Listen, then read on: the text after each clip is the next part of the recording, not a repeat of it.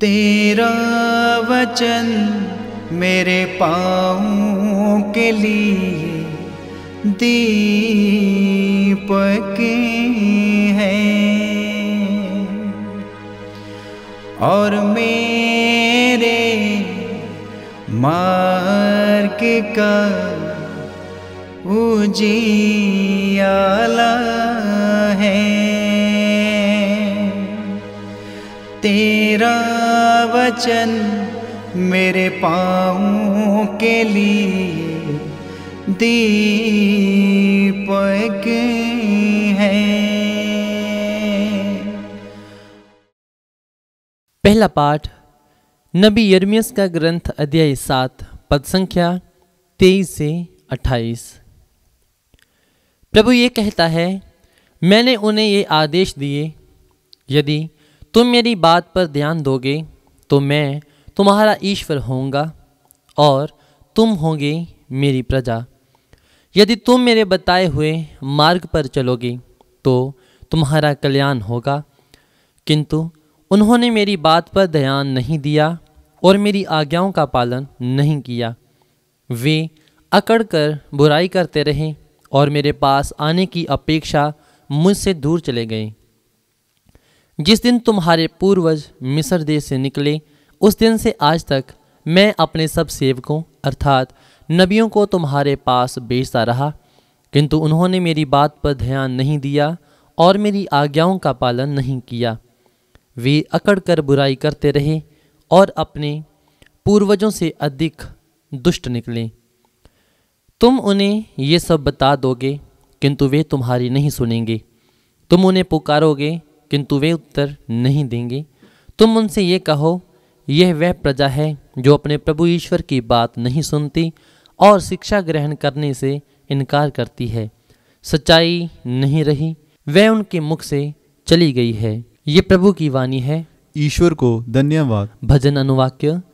ओह, यदि तुम आज उसकी ये वाणी सुनो, अपना हृदय कठोर ना बनाओ। अनुवाक्य। ओहो, यदि तुम आज उसकी वाणी सुनो, अपना हृदय कठोर ना बनाओ। आओ हम प्रभु के सामने आनंद मनाएं, अपने शक्तिशाली त्राणकर्ता का गुणगान करें। हम स्तुति करते हुए उसके पास जाएं, भजन गाते हुए उसे धन्य कहें। अनुवाक्य। ओहो, यदि आज तुम उसकी ये वाणी सुनो, अपना हृदय कठोर ना बनाओ। आओ हम दंडवत कर प्रभु की आराधना करें, अपने सृष्टिकर्ता के सामने घुटने टेकें। वही तो हमारा ईश्वर है और हम हैं उसके चारगाह की प्रजा, उसकी अपनी भेड़ें। अनुवाक्य। ओहो, यदि तुम आज उसकी ये वाणी सुनो, अपना हृदय कठोर ना बनाओ।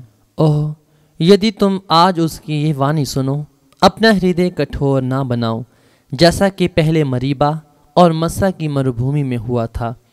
उस दिन तुम्हारे पूर्वजों ने मेरी परीक्षा ली, मेरे कार्यों को देखते हुए भी उन्होंने मुझ में विश्वास नहीं किया। अनुवाक्य। ओहो, यदि तुम आज उसकी ये वाणी सुनो, अपना हृदय कठोर ना बनाओ। जय घोष। प्रभु कहता है, सारे हृदय से मेरे पास लौट आओ और मैं प्रेम पूर्वक तुम पर दया करूंगा। संत लूकास रचित पवित्र सुसमाचार अध्याय 11 पद संख्या 14 से 23 तक। यीशु ने किसी दिन एक अपदूत निकाला जिसने एक मनुष्य को गूंगा बना दिया था। अपदूत के निकलते ही वह गूंगा बोलने लगा और लोग अचंभे में पड़ गए। परंतु उनमें से कुछ ने कहा, ये अपदूतों के नायक बेलजबूल की सहायता से अपदूतों को निकालता है। कुछ लोग यीशु की परीक्षा लेने के लिए उनसे स्वर्ग की ओर का कोई चिन्ह मांगने लगे। उनके विचार जानकर यीशु ने उनसे कहा, जिससे राज्य में फूट पड़ जाती है वह उजड़ जाता है और घर ढह जाते हैं। यदि शैतान अपने ही विरुद्ध विद्रोह करने लगे तो उसका राज्य कैसे टिका रहेगा? तुम कहते हो कि मैं बेलजबूल की सहायता से अपदूतों को निकालता हूँ। यदि मैं बेलजबूल की सहायता से अपदूतों को निकालता हूँ तो तुम्हारे बेटे किसकी सहायता से उन्हें निकालते हैं? इसलिए वे तुम लोगों का न्याय करेंगे। परंतु यदि मैं ईश्वर के सामर्थ्य से अपदूतों को निकालता हूँ तो निस्संदेह ईश्वर का राज्य तुम्हारे बीच आ गया है। यदि कोई बलवान मनुष्य हथियार बांधकर अपने घर की रखवाली करता हो तो उसकी धन संपत्ति सुरक्षित रहती है। पर यदि कोई उससे भी बलवान उस पर टूटे और उसे हरा दे तो जिन हथियारों पर उसका भरोसा था वह उन्हें उससे छीन लेता है और उसका माल लूट कर बांट देता है। जो मेरे साथ नहीं है वह मेरा विरोधी है और जो मेरे साथ नहीं बटोरता वह बिखेरता है। ये प्रभु का पवित्र सुसमाचार है। क्रिस्त की जय।